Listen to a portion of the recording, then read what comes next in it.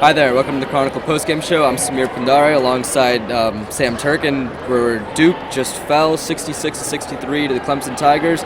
Sam, the Blue Devils got off to a fast start. They jumped out to an early lead. Looked like we'd have another repeat of Saturday's game against Virginia Tech when they made a bunch of first half three-pointers and jumped out to a big lead, but it didn't happen the same way. Yeah, as Samir said, Duke was knocking down three-pointers, jumped out to, I believe, it was a 14-point lead at one point in the first half. But then in the last 5 minutes of the first half, it all turned around and Clemson started hitting.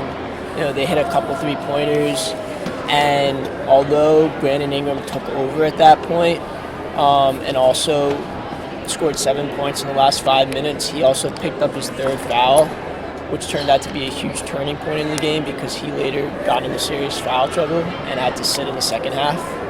Yeah, the third foul for Ingram was key because with that third foul, Ingram picked up a cheap ticky-tacky foul, something you didn't want before the half. Only 1.6 seconds were actually remaining in the period, and picked up that foul, and the two free throws of a Blossom game actually cut the Duke lead to 2 at the half.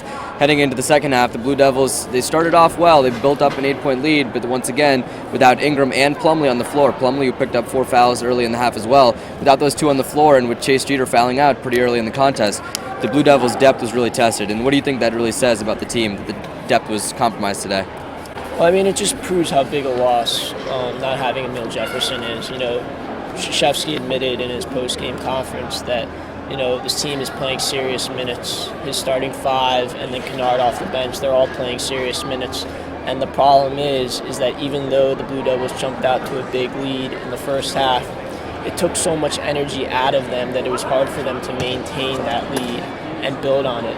And that's something that, we can expect to see further on this season throughout ACC play, because although Duke has so far managed to win a string of games without Jefferson, a tough ACC schedule like they're playing, it gets even that much tougher. And then the Tigers played well as well. Don't discount their performance. They came out full of energy towards the end of the first half. They didn't go away. They made big plays in the second half, led by guard Jordan Roper. Knocked down a 3, made a little bucket in transition. Big plays in the game, and basically it was a Matt Jones 3 with a chance to tie that fell well short of the hoop. Basically a microcosm of the whole game for the Blue Devils, which just didn't end the way they'd like it. The Blue Devils now fall to 3-1 in the conference, and will next take on Notre Dame this Saturday back at Cameron Indoor Stadium.